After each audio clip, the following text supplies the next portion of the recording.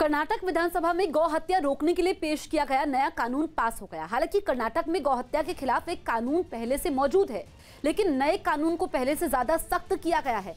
हालांकि कांग्रेस के हंगामे के कारण बिल पर चर्चा नहीं हो पाई। नए कानून में नियम तोड़ने वालों के खिलाफ पहले से ज्यादा सख्त कार्रवाई का प्रावधान है, जिसके लिए गौ हत्या या गायों के अवैध कारोबार करने वालों पर जुर्माना और सजा दोनों को दोगुना किया गया है। इसके अलावा दूसरी बार अपराध करते हुए पकड़े जाने पर सजा और ज्यादा बढ़ाने का प्रावधान है। भारत में आतंकियों की घुसपैठ करवाने के लिए पाकिस्तान की नई साजिश का पर्दाफाश हुआ है। न्यूज़ 18 के पवन शर्मा की रिपोर्ट है कि पाकिस्तान ने अपनी इस साजिश को अंजाम देने के लिए चीन से हजारों हाईटेक ड्रोन लिए, जिनकी मदद से भारत में हथियार भेजने और आतंकियों की घुसपैठ करवाने की तैयारी है। साथ ही भारतीय सुरक्षा बल की गतिविधियों पर भी इन ड्रोन के जरिए नजर रखने का प्लान है। खबर है कि चीन के इंजीनियर पीओके में मौजूद आतंकियों को इन ड्रोन को चलाने की ट्रेनिंग दे रहे हैं। इस काम में पाकिस्तानी सेना और वहां की खुफिया एजेंसी आईएसआई के अफसर भी शामिल हैं। बीजेपी ने बंगाल की ममता सरकार के खिलाफ हमलावर रुख अख्तियार कर लिया है। बीजेपी अध्यक्ष जहां एक तरफ बंगाल के दौरे पर हैं, तो वहीं इस बीच बीजेपी सांसद सौमित्र खान ने बंगाल की ममता सरकार को चुनौती देते हुए कहा कि अगर पुलिस को हटा लिया गया तो वो सभी मंत्रियों के घर पर कब्जा कर लेंगे। वहीं एक और बीजेपी सांसद अर्जुन सिंह ने बंगाल में राष्ट्रपति शासन लगाने की मांग कर दी। तो हम लोग चैलेंज करते हैं कि पुलिस को हटा दीजिए, तृणमूल कांग्रेस का जितना मंत्री है वो घर हम लोग दखल कर लेंगे, क्योंकि तृणमूल कांग्रेस कभी सुधरेगा नहीं, वो लोग धोलाई से सुधरेगा। समय आने दीजिए, सही धोलाई हो जाएगा। भाजपा नेता अर्जुन सिंह हमारे साथ हैं। अर्जुन जी, जहाँ भी जा रहे हैं कहीं ना कहीं जो सुरक्षा है उसमें क्या कमी नजर आ रही है आपको? हेस्टिंग्स में है ही नहीं, राज्य सरकार को सुरक्षा प्रोवाइड करना चाहिए था। कन्वाई में उनके सुरक्षा बंगाल की सरकार को देना चाहिए था, पायलट देना चाहिए था। लेकिन ममता बनर्जी से ये आशा करना गलत है, क्योंकि ममता बनर्जी गुंडों को पायलट देती है, ममता बनर्जी अपराधियों के लिए सिक्योरिटी रखती है। ममता बनर्जी राष्ट्रीय नेताओं की सुरक्षा की बात नहीं सोचती हैं। जो पार्टी सारे भारतवर्ष की सबसे बड़ी पार्टी नहीं, विश्व की सबसे बड़ी राजनीतिक दल है, जिसके कार्यकर्ता और रजिस्टर्ड जो मेंबर हैं कम से कम 18 करोड़ से ऊपर हैं, उस पार्टी के राष्ट्रीय अध्यक्ष बंगाल में आए हैं और चंद अपराधियों को बेचकर गो बैक का नारा लगवा रही हैं। तो ये ममता बनर्जी से इससे ज़्यादा आप आशा नहीं रख सकती है। जहां बंगाल में साधारण कार्यकर्ताओं को गले में रस्सी बांध के झुला दिया जाता है, वहाँ राष्ट्रीय अध्यक्ष आए और चाहे कोई भी आए, उनकी सुरक्षा से ममता को कोई मतलब नहीं है। प्रयागराज डेवलपमेंट अथॉरिटी ने बाहुबली अतीक अहमद के शूटर मुबारक की 2 अवैध इमारतों को जमींदोज कर दिया। आरोप है कि मुबारक ने बिना नक्शा पास कराए करोड़ों की कीमत की इन दोनों इमारतों को बनाया था, जिन्हें गिराने के लिए भारी पुलिस बल के साथ प्रयागराज डेवलपमेंट अथॉरिटी की टीम वहां पहुंची और अवैध रूप से कब्जा कर बनाए गए 3 मंजिला मकान को एक मशीन की मदद से ध्वस्त कर दिया। संगम नगरी प्रयागराज में बाउंड्री तोड़े जाने के बाद अब यहां पर जेसीबी मशीनों से इस मकान को ध्वस्त कराया जा रहा है। कार्रवाई के दौरान आरोपी के परिवार की कुछ महिलाओं ने हंगामा शुरू कर दिया। उनमें किसी ने रोना शुरू कर दिया तो कोई पुलिस वालों से बहस करने लगी। वहां पहले से तैनात पुलिस वालों ने इन हालात को संभाला और कार्रवाई जारी रखी। प्लॉट एरिया लगभग 800 वर्ग गज में 3 फ्लोर का कंस्ट्रक्शन कराया गया था। मकान को खाली कराने के बाद कार्रवाई शुरू की गई। इस बीच इलाके के कई लोग वहां जमा हो गए, जिन्होंने बाहुबली अतीक अहमद के शूटर मुबारक की बर्बादी का मंजर खुली आंखों से देखा। छतरपुर में एक दलित युवक की हत्या की गई। मध्य प्रदेश के छतरपुर में एक दलित युवक की पीट-पीट कर हत्या करने का मामला सामने आया। आरोप है कि गांव के कुछ दबंगों ने सिर्फ इस बात पर दलित युवक को मार डाला क्योंकि वो एक पार्टी में खुद से खाना परोसकर खा रहा था। पश्चिम बंगाल की बनगांव में बीजेपी के कार्यक्रम के समय पार्टी के कुछ कार्यकर्ताओं की टीएमसी के कार्यकर्ताओं से झड़प हो गई। खबर है कि इस झड़प में बीजेपी के कार्यकर्ता को चोट भी आई। अमेरिका के ओमाहा से एक चौंकाने वाला वीडियो सामने आया, जिसमें एक मकान में अचानक धमाके के बाद आग लगने से 2 लोगों की मौत हो गई, जबकि 2 लोग घायल हो गए। ये धमाका कैसे हुआ, इसकी वजह अभी साफ नहीं हो पाई, लेकिन हादसे के बाद उस मकान से धुआं ही धुआं उठता दिखाई दिया, जो आसपास के इलाके में भी फैलने लगा। हालांकि मौके पर मौजूद पुलिस और फायर ब्रिगेड हालात पर काबू पाने में जुटी नजर आई ओमाहा शहर में हुए इस हादसे के बाद आसपास के लोग खौफ से भर गए और उन्होंने इसे काफी डराने वाला बताया। My husband ran outside and seen a fire and started screaming. धमाके और आग की वजह से मकान का एक हिस्सा मलबे में तब्दील हो गया, जबकि बाकी बचे हिस्सों से धुआं उठ रहा था, जिन पर दमकल कर्मी पानी की बौछार करते दिखे। हादसे के बाद उस इलाके में कुछ देर के लिए जैम भी लग गया। महाराष्ट्र में ठाणे जिले के भिवंडी इलाके में एक फैक्ट्री में विस्फोट हो गया, जिससे 2 मजदूरों की मौत हो गई और 4 अन्य घायल हो गए।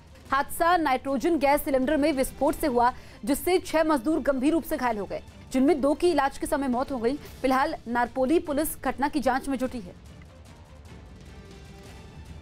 कोरोना काल में देश में रोजगार बढ़ाने के मकसद से मोदी कैबिनेट ने बड़ा फैसला लिया। न्यूज 18 के विक्रांत यादव की रिपोर्ट है कि पीएम नरेंद्र मोदी की अध्यक्षता में हुई कैबिनेट बैठक में आत्मनिर्भर भारत रोजगार योजना को मंजूरी दे दी गई, जिसके तहत मौजूदा वित्त वर्ष में 1584 करोड़ रुपए खर्च किए जाएंगे, जबकि साल 2020 से 2023 तक सरकार इस योजना पर 22,810 करोड़ रुपए खर्च करेगी, जिसका मकसद कंपनियों को ज्यादा से ज्यादा रोजगार देने के लिए प्रोत्साहित करना है।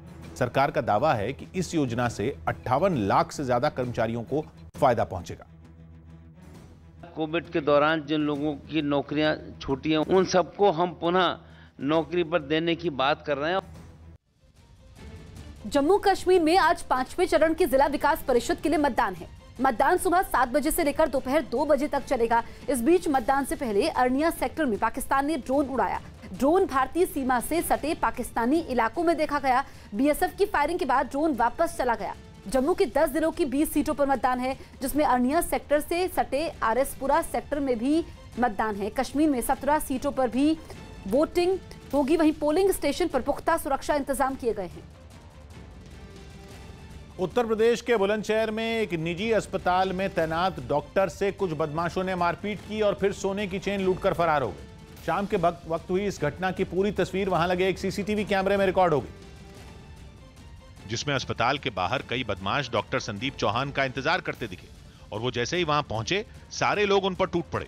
कोई उन पर ताबड़तोड़ थप्पड़ चलाता दिखा तो कोई लात घूंसों की बारिश करता नजर आया, जबकि एक बदमाश उन्हें पैरों से पकड़कर जमीन पर घसीटता दिखाई दिया।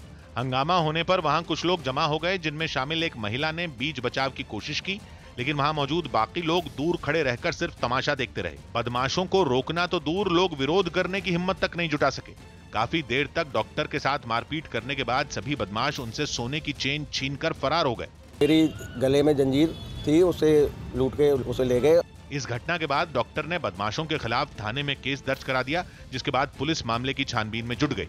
रिया और उसके भाई को ड्रग सप्लाई करने के आरोपी को एनसीबी ने गिरफ्तार कर लिया। मुंबई के अंधेरी इलाके में एनसीबी ने छापा मारकर रिया और उसके भाई को ड्रग सप्लाई करने के आरोप में रीगल महाकाल नाम के एक तस्कर को गिरफ्तार कर लिया। मैं इतना ही आपके साथ शेयर कर सकता हूँ कि उसको अरेस्ट कर लिया गया है। उसकी निशानदेही पर दूसरे ड्रग्स तस्कर आजम शेख के घर पर भी छापा मारा गया, जहां से 5 किलो ड्रग्स के साथ 13 लाख रुपए बरामद हुए। 2.5 करोड़ रुपए की जो चरस है वो नार्कोटिक कंट्रोल ब्यूरो के अधिकारियों ने जब्त किया। हालांकि एनसीबी की गिरफ्त में आने के बाद ड्रग्स तस्कर रीगल महाकाल ने अपने ऊपर लगे सारे आरोपों को बेबुनियाद बताया। मेरे पास कुछ बरामद नहीं। अभिनेत्री कृति सेनन कोरोना पॉजिटिव पाई गई। इसकी जानकारी उन्होंने सोशल मीडिया के जरिए दी। कृति ने बताया कि वो ठीक हैं, लेकिन फिलहाल मुंबई में अपने घर पर क्वारंटीन रहेंगी। कृति हाल ही में राजकुमार राव के साथ चंडीगढ़ से एक फिल्म की शूटिंग कर मुंबई लौटी थी। जम्मू कश्मीर के रामबन और उधमपुर में सेना की तरफ से कुछ परिवारों को खाने पीने की चीजें और मेडिकल किट दी गई। कोरोना के खिलाफ चलाए गए सेना के अभियान के तहत ये मदद पहुंचाई गई। पश्चिम बंगाल के कूच बिहार में 3 दिन से लापता एक बीजेपी कार्यकर्ता का शव मिलने से हड़कंप मच गया। इस मामले के बाद बीजेपी और मारे गए कार्यकर्ता के परिवार ने टीएमसी पर हत्या का आरोप लगाया। पूर्वांचल के विकास पर चर्चा के लिए आज से योगी आदित्यनाथ 3 दिन के वेबिनार की शुरुआत करेंगे। इस बीच 3 दिनों तक योगी आदित्यनाथ गोरखपुर में मौजूद रहेंगे। सीएम योगी इस राष्ट्रीय वेबिनार का उद्घाटन 10 दिसंबर को शाम 5 बजे करेंगे। सीएम दूसरे दिन 11 दिसंबर को सुबह 10:30 बजे से दोपहर 1:30 बजे तक सभी मंत्रियों, पूर्वांचल के सभी सांसदों और विधायकों के साथ 1-1 घंटे अलग अलग बैठक कर क्षेत्र के विकास पर बातचीत भी करेंगे। राष्ट्रीय वेबिनार समापन सत्र में भी 12 दिसंबर को शाम 4 बजे से योगी मुख्य अतिथि के तौर पर मौजूद रहेंगे। अमेरिका के पोर्टलैंड शहर में एक मकान पुलिस और प्रदर्शनकारियों के बीच महाभारत की वजह बन गया। वहां प्रदर्शनकारियों से इस मकान को खाली कराने में पुलिस के पसीने छूट गए। लोग टस से मस होने को तैयार नहीं हुए और कब्जा छुड़वाने पहुंची पुलिस से भिड़ गए, जिसका नतीजा यह हुआ कि दिन दहाड़े पुलिस और प्रदर्शनकारियों के बीच सड़क पर बवाल होता नजर आया। पुलिस का सब्र जब जवाब दे गया तो उसने प्रदर्शनकारियों पर सख्ती शुरू कर दी। उसने उन्हें खदेड़ने के लिए पेपर स्प्रे का भी इस्तेमाल किया, लेकिन प्रदर्शनकारी भी पीछे नहीं रहे। उन्होंने मकान तक जाने वाले रास्ते बंद कर दिए। लोहे के जंगले, चेन, लकड़ी के फट्टे जो मिला वही सड़क पर बिछा दिया। पुलिस का रास्ता रोकने के लिए जमीन पर ईंट पत्थर तक रख दिए गए। बताया गया कि इस मकान को गिरवी रखवाया गया था, लेकिन कर्ज न चुका पाने की वजह से सितंबर में कोर्ट ने इसमें रहने वाले परिवार को मकान खाली करने का आदेश दे दिया। लोगों को भनक लगी तो उन्होंने कोरोना काल में परिवार के सिर से छत छीनने के इस ऑर्डर के खिलाफ मोर्चा खोल दिया और घर के आसपास अपने तंबू गाड़ दिए। फिर जब पुलिस उन्हें हटाने के लिए वहां पहुंची तो उनकी उससे झड़प हो गई, जिसमें 7 लोगों को गिरफ्तार कर लिया गया। दिल्ली सीएम के घर एमसीडी के तीनों मेयर का प्रदर्शन जारी है। इस बीच बीजेपी ने एक वीडियो जारी कर मनीष सिसोदिया और आप नेता दुर्गेश पाठक पर मेयरों को मारने की साजिश का आरोप लगाया और दिल्ली पुलिस में उनके खिलाफ केस दर्ज किया है। हालांकि दुर्गेश पाठक ने वीडियो को झूठा बताया है। दिल्ली के मुख्यमंत्री अरविंद केजरीवाल के घर के बाहर दिल्ली नगर निगम के तीनों मेयर पिछले 3 दिनों से धरने पर बैठे हुए हैं। नगर निगमों के मेयर का कहना है कि जब तक दिल्ली सरकार एमसीडी का बकाया फंड जारी नहीं कर देती तब तक वो इसी तरीके से धरने पर बैठे रहेंगे। आम आदमी पार्टी संगठित गुंडों के गिरोह की तरह काम कर रही है। उप मुख्यमंत्री के साथ खड़े होकर के उसके राष्ट्रीय प्रवक्ता दिल्ली के मेयरों को जान से मारने की धमकी दे रहे हैं। क्या इसी बदौलत पूरे देश के अंदर सत्ता हथियाना चाहते हैं ये लोग? इसके खिलाफ, दुर्गेश पाठक के खिलाफ, मनीष सिसोदिया के खिलाफ हमने नई दिल्ली जिले के डीसीपी को एक शिकायत दी है और मुकदमा दर्ज करके कहा है कि इनको जल्दी से जल्दी गिरफ्तार किया जाए। दिल्ली बीजेपी ने एक वीडियो जारी किया है जिसमें दुर्गेश पाठक नजर आ रहे हैं और वो डिप्टी सीएम से कहते हैं कि बीजेपी के मेयरों को मारेंगे, ऐसा बीजेपी का कहना है। दुर्गेश जी, क्या कहेंगे आप उस वीडियो के बारे में? मैं कहाँ से मारूंगा जी, मेरा चेहरा देखने से लगता है कि मैं मारने वाला हूँ। मैं कहना चाहता हूँ कि जब इस देश की, दिल्ली की जनता को ये पता चलेगा कि 2400 करोड़, इतना भ्रष्टाचार, इतनी सफाई का बुरा हाल कर दिया, तो जनता मारेगी इनको। इनके कर्म अब ऐसे हो गए हैं कि अब इनको जनता पीटेगी। जो भारतीय जनता पार्टी के नेताओं के जो कर्म हो चुके हैं, जो इन्होंने दिल्ली के अंदर, दिल्ली को इतना गंदा शहर बना दिया है कि पूरी दिल्ली के अंदर, पूरे देश के अंदर दिल्ली सबसे गंदी शहर है। इस पर दिल्ली की जनता इनको पीटेगी। वीडियो पर क्या कहेंगे? वीडियो का खंडन करते हैं, आप नहीं है उसमें, आपकी आवाज़ नहीं, क्या? देखिए, बीजेपी वाले तो दिन भर वीडियो बनाते रहते हैं, पता नहीं कहाँ से काटा, क्या बनाया, क्या ऑडियो निकाला, क्या वीडियो निकाला, मुझे नहीं पता। लेकिन मैं इतना कहना चाहता हूँ कि जो इनके कर्म, इस पर जनता मारेगी। वो कह रहे हैं लीगल एक्शन लेंगे। बिल्कुल ले लीगल एक्शन ले। दिल्ली के पास नोएडा में पालतू कुत्तों के लिए एक पार्क बनाने की तैयारी है। टाइम्स ऑफ इंडिया अखबार की रिपोर्ट के मुताबिक ये पार्क नोएडा के सेक्टर 137 में 2 एकड़ में बनाया जाएगा, जिसके 6 महीने में बनकर तैयार होने की उम्मीद जताई जा रही है। नोएडा अथॉरिटी के मुताबिक इस पार्क में कुत्तों के खेलने के अलावा उनके खाने पीने का इंतजाम होगा। साथ ही कुत्तों की देखभाल और उनके इलाज की सुविधा भी पार्क में मुहैया करवाई जाएगी। इसके अलावा कुत्तों की ट्रेनिंग के लिए वहां ट्रेनर का भी इंतजाम किए जाने पर विचार किया गया है। शहर के ही कई लोगों ने कुत्तों को टहलाने के लिए पार्क बनाने की मांग नोएडा अथॉरिटी से की थी, जिसे हरी झंडी दे दी गई। अमेरिका के लॉस एंजलिस से डरा देने वाली एक तस्वीर सामने आई, जिसमें एक बड़ी इमारत आग की लपटों में घिरी थी। इस हादसे की खबर मिलते ही दमकल की कई गाड़ियां वहां पहुंच गई, क्योंकि आग इतनी भीषण थी कि उसे बुझाने में दमकल की 1-2 गाड़ियों से काम नहीं चल सकता था। आग की ऊंची लपटों और धुएं के गुबार की वजह से वहां अफरा तफरी का माहौल नजर आया। आग बुझाने के दौरान ही उस इमारत की पूरी छत ढह गई। इस घटना ने दमकल कर्मियों को भी डरा दिया, लेकिन इसके बावजूद वो डटे रहे और चारों तरफ से पानी की बौछार करना जारी रखा। उन्होंने इमारत के पास हाईवे पर भी कुछ गाड़ियों को तैनात कर दिया ताकि ऊंचाई से पानी डालकर आग को जल्द बुझाया जा सके। हालांकि इस काम में कई घंटों का वक्त लग गया और तब तक इमारत में रखा सारा सामान जलकर राख हो गया। अच्छी बात यह रही कि कोई भी इस आग की चपेट में नहीं आया। कोरोना वैक्सीन की भारत में आपात इस्तेमाल को लेकर सेंट्रल ड्रग्स कंट्रोल ऑर्गेनाइजेशन की सब्जेक्ट एक्सपर्ट कमेटी की बैठक में सीरम इंस्टीट्यूट और भारत बायोटेक से और डेटा देने को कहा गया है। सीईसी के मुताबिक जो डेटा दिया गया है वो कम है। ऐसे में सीरम इंस्टीट्यूट और भारत बायोटेक से और डेटा मांगा गया है। वहीं फाइजर ने अपने डेटा के बारे में और जानकारी देने के लिए कुछ और समय मांगा है। ब्रिटेन में कोरोना महामारी के खिलाफ टीकाकरण अभियान शुरू हो गया है, लेकिन भारत में कोरोना वैक्सीन का अभी इंतजार है। पिछले दिनों दुनिया की 3 नामी वैक्सीन कंपनियां serum institute of India, Pfizer और भारत बायोटेक ने भारत में कोरोना वैक्सीन के आपातकालीन इस्तेमाल की अनुमति सरकार से मांगी थी।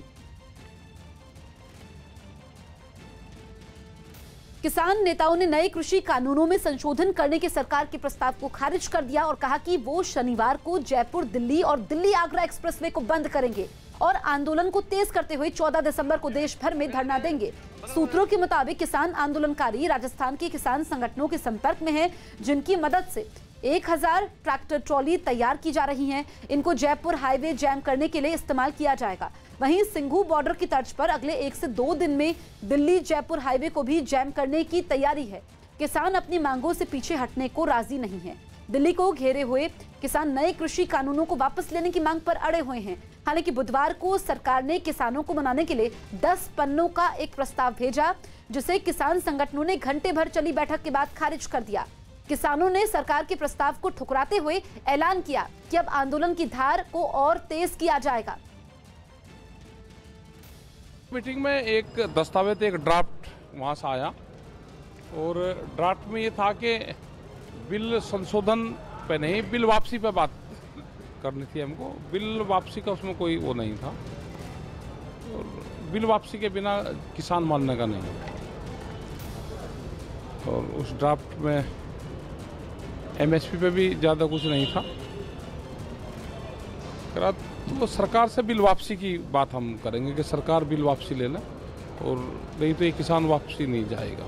बंगाल के सिलीगुड़ी में हुई बीजेपी कार्यकर्ता की मौत पर बीजेपी और ममता सरकार आमने सामने आ गए। इस मामले में सिलीगुड़ी में पुलिस ने पार्टी महासचिव कैलाश विजयवर्गीय और प्रदेश बीजेपी अध्यक्ष दिलीप घोष के खिलाफ एफआईआर दर्ज कर ली, जिसके बाद राज्य का सियासी पारा 7वें आसमान पर पहुंच गया और बीजेपी ने सीधा बंगाल पुलिस को निशाने पर लिया और इस आरोप पर अड़ी रही कि उसके कार्यकर्ता की मौत बंगाल पुलिस की गोली से हुई। इस बात को साबित करने के लिए बीजेपी ने ट्विटर पर एक वीडियो शेयर किया। ये वीडियो 2 दिन पहले सिलीगुड़ी में हुई हिंसा का बताया गया, जिसमें पुलिस वालों के हाथों में हथियार दिखे। एक पुलिस वाला बंदूक से गोली चलाता नजर आया, जबकि एक पुलिस वाला प्रदर्शनकारियों पर पत्थर फेंकता दिखा। यही नहीं, गोली चलाने के बाद पुलिस वाले तेजी से आगे बढ़े। इस बीच एक बार फिर गोली चलने की आवाज सुनाई दी, जिसके बाद वो कुछ पलों के लिए रुके और फिर आगे बढ़ गए। प्रदर्शनकारियों के नजदीक पहुंचते ही पुलिस वालों ने उन्हें पकड़ना शुरू कर दिया। एक शख्स को अपने साथ ले जाते हुए वो उसे लाठी से पीटते दिखे, जबकि एक दूसरे प्रदर्शनकारी को वो खींचते हुए पुलिस की गाड़ी तक ले गए। इस शख्स के चेहरे पर गंभीर चोटें नजर आईं। बीजेपी ने ये वीडियो बंगाल पुलिस के उस ट्वीट के जवाब में जारी किया, जिसे 1 दिन पहले किया गया था। पुलिस की ओर से किए गए ट्वीट में यह दावा किया गया था कि पोस्टमार्टम रिपोर्ट में बीजेपी कार्यकर्ता की मौत की वजह शॉटगन से चली गोली बताई गई है, जबकि पुलिस ने उस दिन शॉटगन का इस्तेमाल ही नहीं किया था। जिसके बाद बीजेपी ने यह वीडियो जारी किया। यही नहीं, पार्टी महासचिव कैलाश विजयवर्गीय ने दावा किया कि बंगाल पुलिस की बात को गलत साबित करने के लिए उसके पास ऐसे ही कई और वीडियो हैं। यह सिंपल है कि कितनी झूठी है पश्चिमी बंगाल की पुलिस। 2 दिन पहले सिलीगुड़ी में बीजेपी के उत्तर कन्या अभियान के दौरान हिंसा भड़क गई थी और एक पार्टी कार्यकर्ता की मौत हो गई थी, जिसके बाद बीजेपी ने इसके लिए पुलिस को जिम्मेदार ठहराया था। जबकि 1 दिन पहले ममता बनर्जी ने एक रैली में बीजेपी पर आरोप लगाया था कि वो अपने कार्यकर्ताओं को खुद ही मरवा रही है। यही नहीं, सिलीगुड़ी के एक थाने में बीजेपी महासचिव कैलाश विजयवर्गीय और पश्चिम बंगाल बीजेपी के अध्यक्ष दिलीप घोष के खिलाफ एफआईआर भी दर्ज कर ली गई। दोनों नेताओं पर उत्तर कन्या अभियान के दौरान सरकारी संपत्ति को नुकसान पहुंचाने और पुलिस से झड़प का आरोप लगा।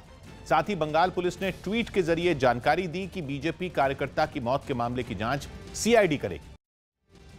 ओडिशा के भुवनेश्वर में एक कंपनी ने आग बुझाने के लिए एक ऐसा रोबोट तैयार किया है, जिसके इस्तेमाल से दमकल विभाग के लोगों को आग के पास जाने की जरूरत ही नहीं पड़ेगी। कंपनी का दावा है कि ये रोबोट दमकल कर्मियों को आग की चपेट में आने से भी बचाएगा, क्योंकि इससे फायर ब्रिगेड के लोगों को दूर से ही आग को बुझाने में मदद मिलेगी। भुवनेश्वर के दमकल विभाग के दफ्तर में टैंक जैसे दिखने वाले इस रोबोट का ट्रायल भी किया गया। रिमोट के जरिए रोबोट को कमांड मिलते ही उसने धधकती आग पर पानी की बौछार शुरू कर दी। इससे पहले उसे दमकल की गाड़ी से जोड़ा गया ताकि पानी की सप्लाई जारी रहे।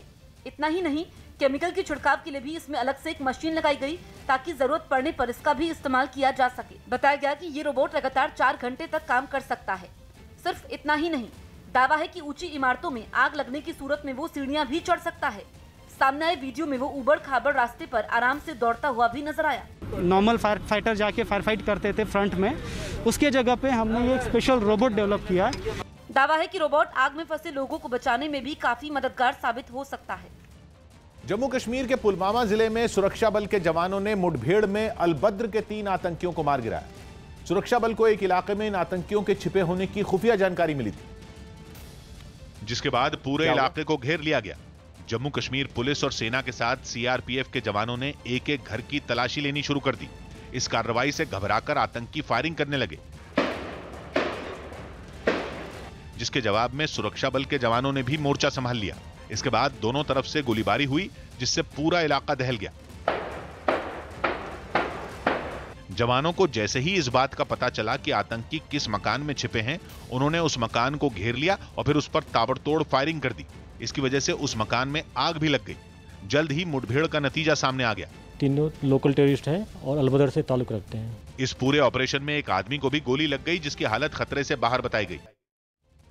हिमाचल प्रदेश में भारी बर्फबारी के बाद कई इलाके बर्फ की सफेद चादर से ढक गए। हिमाचल के लाहौल स्पीति में भी जमकर बर्फ गिरी, जिसके बाद दूर दूर तक सिर्फ बर्फ ही बर्फ दिखाई दी। जमीन पर कई फीट मोटी सफेद चादर बिछ गई। बर्फबारी के साथ ही कई इलाकों में तापमान गिरने से ठंड बढ़ गई। कुछ ऐसे ही हाल कुल्लू के भी थे, जहां सड़क के दोनों किनारे बर्फ से ढके हुए नजर आए। मौसम विभाग का अनुमान है कि अगले 4 से 5 दिनों तक राज्य के कई इलाके बारिश और बर्फबारी का सामना कर सकते हैं। भारी बारिश और हाई टाइड की वजह से इटली का वेनिस शहर पानी पानी हो गया। बताया गया कि शहर को हाई टाइड से बचाने के लिए समंदर में खास तौर पर रबर की दीवारें तैयार की गई थीं, लेकिन जानकारी के मुताबिक जब आफत आई तो दीवारों को काम पर लगाया नहीं गया, जिस वजह से पानी शहर में घुस गया। और हाल यह हो गया कि नहरों के शहर कहे जाने वाले वेनिस में नहरों और सड़कों का फर्क ही मिट गया। जो नावें सिर्फ नहरों पर चला करती थीं, उन्हें लोगों ने पानी से भरे रास्ते पर भी चलाना शुरू कर दिया। जगह जगह घुटनों तक पानी भरा नजर आया। सामने आई एक तस्वीर में तो कुछ लोग प्लास्टिक के बड़े बड़े थैले पैरों में पहनकर रास्ता पार करते दिखे। दुकानों में भी पानी घुसा तो लोगों की शामत आ गई। बड़े बड़े पाइप लगाकर पानी निकालने का काम शुरू किया गया। बताया गया कि वेनिस को हाई टाइड से बचाने के लिए जुलाई में ही एक एंटी फ्लड सिस्टम का ट्रायल किया गया था, लेकिन वो काम तभी करता है जब समंदर में हाई टाइड का स्तर 130 सेंटीमीटर तक हो। इतने का अनुमान नहीं था, लेकिन मौसम ने ऐसी करवट ली कि हाई टाइड का लेवल इसके पार चला गया। नतीजा ये हुआ कि एंटी फ्लड सिस्टम एक्टिवेट न होने की वजह से वेनिस शहर में बाढ़ जैसे हालात हो गए। जम्मू कश्मीर में डीडीसी चुनाव का आज 5वां चरण है। जम्मू कश्मीर में जिला विकास परिषद के चुनावों का 5वां चरण आज। मतदान से पहले सुरक्षा बलों ने पाकिस्तान की साजिश को नाकाम किया। अरनिया सेक्टर में बीएसएफ के जवानों ने पाकिस्तानी ड्रोन पर फायरिंग की, जिसके बाद वो वापस अपनी सीमा में चला गया। किसान संगठनों की तरफ से सरकार के प्रस्ताव नामंजूर किए जाने के बाद गृह मंत्री अमित शाह के घर पर एक अहम बैठक हुई, जिसमें कृषि मंत्री नरेंद्र तोमर और रेल मंत्री पीयूष गोयल मौजूद रहे। दिल्ली की बुराड़ी इलाके में कुछ अज्ञात हमलावरों ने 2 लोगों की गोली मारकर हत्या कर दी। शुरुआती जांच के बाद पुलिस ने शक जताया कि हत्या के पीछे आपसी रंजिश या प्रॉपर्टी का विवाद हो सकता है। लखनऊ में बेसिक शिक्षा मंत्री के घर के बाहर शिक्षक भर्ती के उम्मीदवारों ने जोरदार प्रदर्शन किया, जिन्हें हटाने में पुलिस के पसीने छूट गए। प्रदर्शन कर रहे लोगों ने भर्ती की प्रक्रिया में गड़बड़ी का आरोप लगाया और विरोध जताने के लिए राज्य के बेसिक शिक्षा मंत्री सतीश द्विवेदी के घर के बाहर हंगामा करने लगे। लेकिन बवाल तब बढ़ गया जब पुलिस ने उन्हें हटाना शुरू किया, जिसके बाद प्रदर्शन में शामिल कुछ महिलाएं सड़क पर ही लेट गईं, जिन्हें हटाने में पुलिस को एड़ी चोटी का जोर लगाना पड़ा। इसी बीच प्रदर्शन कर रही एक महिला बेहोश हो गई, जिसे कुछ पुलिस वाले संभालने की कोशिश करते दिखे, जबकि एक दूसरी महिला पुलिस के हटाने पर जोर जोर से अपने हाथ और पैर पटकती नजर आई। यही नहीं, पुलिस वाले उन्हें हटा न सकें, इसके लिए उन्होंने उनके पैर भी पकड़ लिए। 69,000 शिक्षक भर्ती में संशोधन को लेकर के तमाम अभ्यर्थियों द्वारा आज बेसिक शिक्षा मंत्री के आवास के सामने प्रदर्शन किया गया। काफी देर तक वहां हंगामा होता रहा। इस दौरान प्रदर्शन कर रहे लोगों ने यूपी सरकार पर भर्ती प्रक्रिया में गड़बड़ी करने का आरोप लगाया। नंबर ज्यादा होने की वजह से रोका जा रहा है, कम वालों को ले लिया गया। बाद में पुलिस ने बेहोश हुई महिला को गाड़ी में डालकर अस्पताल पहुंचाया और फिर हालात संभालने के लिए हंगामा कर रहे कई लोगों को हिरासत में ले लिया। राजस्थान के पंचायत चुनाव में मिली जीत के बाद बीजेपी ने कांग्रेस को घेरने में देर नहीं लगाई। बीजेपी नेताओं ने दावा किया कि कृषि कानूनों पर किसान कांग्रेस के साथ नहीं है, इसीलिए पंचायत चुनाव में किसानों ने कांग्रेस को तगड़ा झटका दिया। जिसके बाद जयपुर में बीजेपी के दफ्तर में जश्न शुरू हो गया।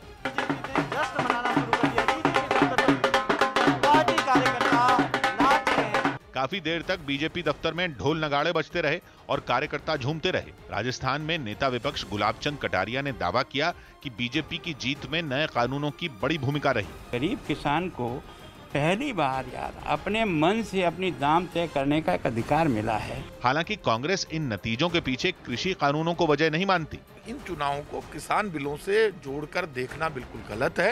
राजस्थान के पंचायत चुनावों में कांग्रेस के बड़े नेता भी अपने अपने इलाके में पार्टी को जीत नहीं दिला पाए। दक्षिणी ईरान में भारी बारिश के बाद कई इलाकों में आई बाढ़ में 7 लोगों की मौत हो गई। बिगड़ते हालात को देखते हुए वहां के प्रशासन ने लोगों को घरों से बाहर न निकलने की हिदायत दी है, क्योंकि बाढ़ का पानी सैलाब बनकर सड़कों पर बहता नजर आया। बूशहर से सामने आई एक तस्वीर को देखकर ऐसा लगा मानो वहां की गलियों के बीच कोई नदी बह रही हो। पानी की तेज लहरें सब कुछ अपने अंदर समेटकर उसे अपने साथ बहा ले जाने को आमादा दिखी। वहां के एक दूसरे इलाके से भी खौफ से भर देने वाली तस्वीरें सामने आई। पानी के तेज बहाव के साथ कई गाड़ियां बहती हुई नजर आई, जबकि कई गाड़ियां उसमें डूबी हुई दिखाई दी। भारी बारिश से नदियों का जलस्तर भी बढ़ गया, जिसकी वजह से कई इलाकों में पानी ने सड़कों पर डेरा जमा लिया। एक आदमी तो पानी भरी सड़क को पार करते वक्त एक गड्ढे में गिर गया। गनीमत रही कि उसने तुरंत ही खुद को संभाल लिया। लोगों के घर बार, सामान, गाड़ियां सब सैलाब में समाये नजर आए। शहर की ज्यादातर दुकानों में पानी का कब्जा हो गया। कुछ दुकानों में तो 4 फीट तक पानी भर गया। बर्बादी के इस मंजर के बीच कुछ बच्चे मस्ती करते हुए भी दिखाई दिए। अहमदाबाद की एक केमिकल फैक्ट्री में बीती रात अचानक आग लग गई। आग इतनी भयानक थी कि उसने 3 और फैक्ट्रियों को अपनी चपेट में ले लिया और देखते ही देखते छोटी सी आग ने विकराल रूप धारण कर लिया। फायर ब्रिगेड की कई टीमें एक साथ आग बुझाने की कोशिश करती रहीं, लेकिन आग काबू में आने के बजाय और फैलती चली गई। और आग इतनी भयावह थी कि उसके आसपास की जो 3 फैक्ट्रियां और थी वो भी उसकी चपेट में आ गई। फैक्ट्री में कुछ सॉल्वेंट बनाए जाते थे। आग लगने के बाद सॉल्वेंट से भरे ड्रमों में धमाके होने लगे। धमाकों के साथ आग और फैलने लगी। गनीमत ये रही कि आग रात के वक्त लगी, जब कंपनी में काम बंद था। किस वजह से हुई कैसे हुई, उसकी एग्जैक्ट वजह जानने की कार्यवाही चालू है। आग इतनी भयानक थी कि कई किलोमीटर दूर से आसमान में लपटें और धुआं दिखने लगा। रात भर फायर ब्रिगेड के कर्मचारियों की मेहनत के बावजूद आग शांत नहीं हुई। केमिकल फैक्ट्री में देर रात को लगी आग अब तक बुझ नहीं पाई है। हादसे में किसी के झुलसने की खबर तो नहीं है, लेकिन करोड़ों का नुकसान हो गया। किसान संगठनों ने आंदोलन तेज करने की तैयारी की। खबर है कि सिंघू बॉर्डर की तर्ज पर दिल्ली जयपुर हाईवे को जैम करने के लिए प्रदर्शन कर रहे किसान संगठन राजस्थान के किसान संगठनों के संपर्क में है और उनसे करीब 1000 ट्रैक्टर दिल्ली जयपुर हाईवे को जैम करने के लिए मंगवाने की तैयारी है। राजस्थान के 12 में एंटी करप्शन ब्यूरो ने छापेमारी कर डीएम के पीए को करीब 1.5 लाख की रिश्वत के साथ गिरफ्तार किया। एंटी करप्शन ब्यूरो की कार्रवाई के बाद राजस्थान सरकार ने 12 के डीएम इंद्र सिंह राव को उनके पद से हटा दिया। दादरा नगर हवेली और दमन और दीव के प्रशासक प्रफुल्ल पटेल ने लक्षद्वीप के प्रशासन के तौर पर भी कार्यभार संभाल लिया। दिनेश्वर शर्मा के निधन के बाद प्रफुल्ल पटेल को यह अतिरिक्त पदभार सौंपा गया था। किसान संगठनों ने कृषि कानूनों से जुड़े केंद्र के सभी प्रस्तावों को खारिज कर दिया और अपना आंदोलन तेज करने का ऐलान कर दिया। न्यूज़ 18 के अमित सिंह की रिपोर्ट है कि आंदोलन में शामिल सभी किसानों ने एक सुर में केंद्र का प्रस्ताव ठुकरा दिया और आने वाले दिनों में दिल्ली की सीमा पर अपना आंदोलन और तेज करने की तैयारी शुरू कर दी। खबर है कि आने वाले दिनों में किसान संगठन राजस्थान और उत्तर प्रदेश को दिल्ली से जोड़ने वाले हाईवे बंद कर देंगे ताकि दिल्ली में कोई भी दाखिल न हो सके। इससे पहले केंद्र सरकार ने किसान संगठनों के सामने कृषि कानूनों से जुड़ा 20 पन्नों का प्रस्ताव पेश किया और भरोसा दिया कि वो हर उस बिंदु पर विचार करने के लिए तैयार है जिन पर किसानों को आपत्ति है। इस प्रस्ताव में सरकार ने साफ साफ कहा कि वो एमएसपी से जुड़ी वर्तमान व्यवस्था में कोई बदलाव नहीं करेगी और वो ये बात किसानों को लिखित में देने को तैयार है। साथ ही उसकी ओर से भरोसा दिया गया कि राज्य सरकारें स्थानीय परिस्थितियों के हिसाब से किसानों के हित में नियम बनाने का अधिकार उनको दिया जा सकता है। इतना ही नहीं, प्रस्ताव में यह साफ कर दिया गया कि बिजली बिल के भुगतान की मौजूदा व्यवस्था में भी कोई बदलाव नहीं होगा, लेकिन किसानों ने एक भी प्रस्ताव नहीं माना और आंदोलन जारी रखने की घोषणा कर दी। तो एक भी पक्ष में नहीं है। 100% जो हाजिर है मेंबर नेशनल कमेटी के सभी ने इसको रद्द किया है। ये पूरे कानून जब तक रद्द नहीं होते तो हम सरकार से ये लड़ाई जारी रखेंगे। हालांकि सरकार ने उम्मीद जताई कि वो किसान संगठनों की समस्या को जल्द सुलझा लेगी। किसानों की समस्या के हल होने की दिशा में क्या किया जा सकता है ये सरकार ने देखा है और इसलिए ये वर्क इन प्रोग्रेस है, hopefully in the last stage. Parthiv Patel ने क्रिकेट से संन्यास ले लिया। पार्थिव पटेल ने क्रिकेट के सभी फॉर्मेट से संन्यास ले लिया। उन्होंने इसकी जानकारी सोशल मीडिया पर देते हुए बीसीसीआई और सौरव गांगुली का शुक्रिया अदा किया। गांगुली की कप्तानी में ही उन्होंने 2002 में अपने अंतर्राष्ट्रीय क्रिकेट करियर की शुरुआत की थी। उन्होंने अपना आखिरी टेस्ट मैच साल 2018 में दक्षिण अफ्रीका के खिलाफ खेला था। पंजाब रणजी टीम के कप्तान मनदीप सिंह दिल्ली के सिंघू बॉर्डर पहुंचे और किसान आंदोलन का समर्थन किया। मनदीप 2016 में जिम्बाब्वे के खिलाफ टीम इंडिया के लिए 3 T20 मैच भी खेल चुके हैं। इसके अलावा वो IPL में किंग्स 11 पंजाब में शामिल हैं। पाकिस्तान के प्रधानमंत्री इमरान खान ने अपने ट्विटर अकाउंट से सभी को अनफॉलो कर दिया। इमरान ने जिन लोगों को अनफॉलो किया है उनमें उनकी पहली पत्नी जमाइमा गोल्डस्मिथ भी शामिल हैं। इमरान की इस हरकत पर उन्हें सोशल मीडिया पर ट्रोल किया गया। पटना में बिहार के सीएम नीतीश कुमार ने अधिकारियों के साथ एक बैठक की जिसमें राज्य की कानून व्यवस्था पर चर्चा हुई। रूस के सेंट पीटर्सबर्ग से एक हैरान करने वाला वीडियो सामने आया जिसमें कुछ पुलिस वाले एक बार में ग्राहकों को पीटते हुए दिखाई दिए। आरोप है कि पाबंदी के बाद भी कई लोग बार में बैठकर शराब पी रहे थे और इसकी जानकारी मिलते ही कुछ पुलिस वाले वहां पहुंच गए और नियम तोड़ने वालों के खिलाफ सख्ती बरती। सेंट पीटर्सबर्ग की इस घटना का एक वीडियो भी सामने आया जिसमें कुछ पुलिस वाले डंडों से ग्राहकों को पीटते दिखे। बार में मौजूद कुछ लोग पुलिस की पिटाई से बचने के लिए फर्श पर लेट गए जबकि कुछ लोग दीवार के सहारे खड़े हो गए। इसके बाद बार के दूसरे हिस्सों की भी तलाशी ली गई। इससे पहले वहां सब कुछ नॉर्मल था, लेकिन अचानक हुई इस छापेमारी से वहां मौजूद लोग घबरा गए। पुलिस वालों ने बार के मालिक के खिलाफ भी कार्रवाई की। कोरोना के बढ़ते मरीजों को देखते हुए रूस में रात 11 बजे के बाद बार, रेस्टोरेंट और कैफे को खोलने पर रोक लगी है।